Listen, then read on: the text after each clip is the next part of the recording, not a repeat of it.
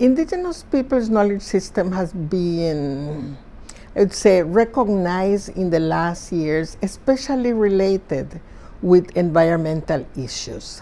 I would say that the crisis generated by climate change have, in a way, highlighted the practices, knowledge, and experiences of indigenous peoples to deal with climate change.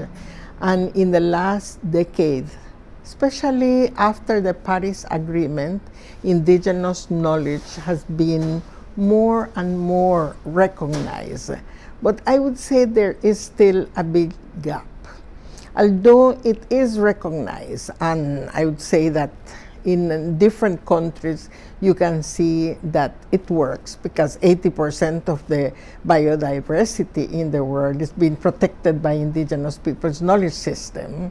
And during the pandemic of COVID-19, a lot of indigenous peoples from different parts of the world were able to deal with that disease using their traditional medicine system. So I would say the World Health Organization has recognized the health system of indigenous peoples. Environmentalists are recognizing their knowledge system, but it is still, I would say, not really included in legislation, in policies, in different countries. So I would say the biggest gap is the recognition of the importance of the role, but not the recognition of the rights of the knowledge holders. Indigenous peoples have more than 100 years since we really decided that the way to deal with our problems that we're facing at local level because of oppression or marginalization and exclusion was to try to promote a multilateral system, a world in which there was the possibility of establishing standards, human rights that recognize the individual rights of indigenous peoples, but also our collective rights, like the right to self-determination, the right to our collective territories, the right to participate through our own governance system.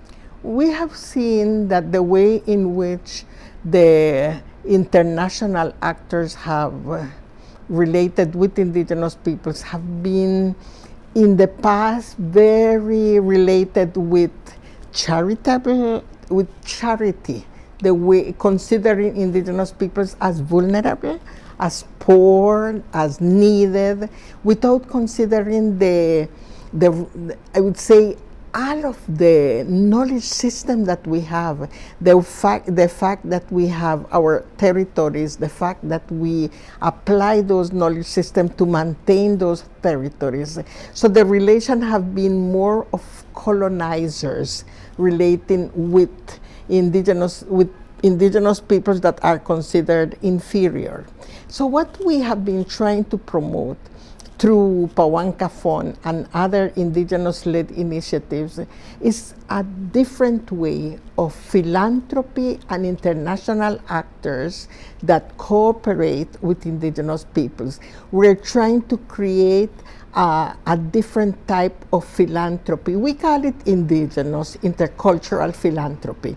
A philanthropy that is based more on respect, a philanthropy that is based on building strong partnership between equals.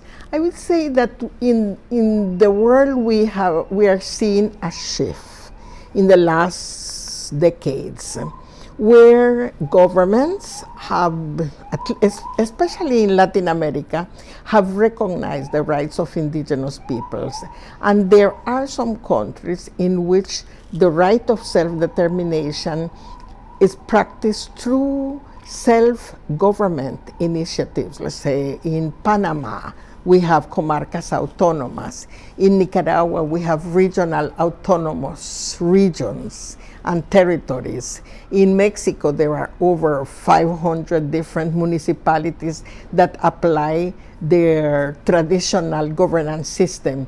So we see that there is a shift towards self-government systems, self-determination of indigenous peoples.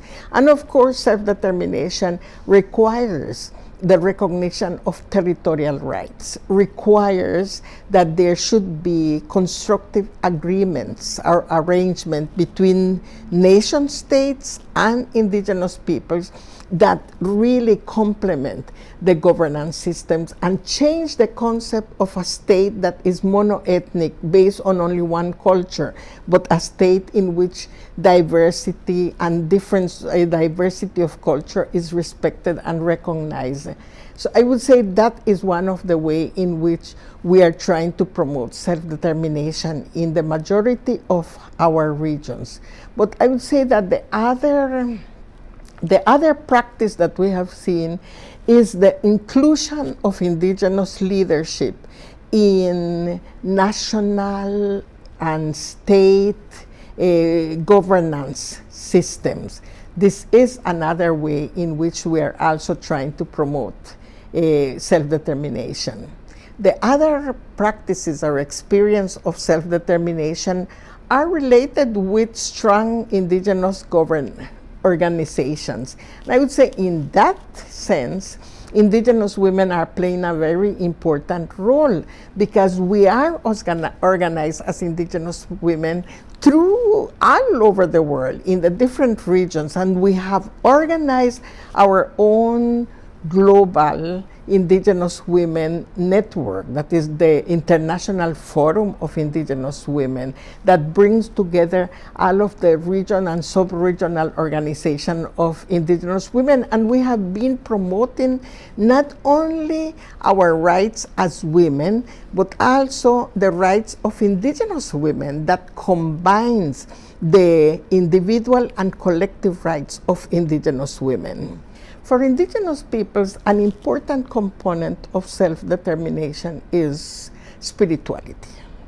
For us, we do not understand the relation between human beings, between persons and nature, between persons and different cultures, if there's not a strong composition of spirituality.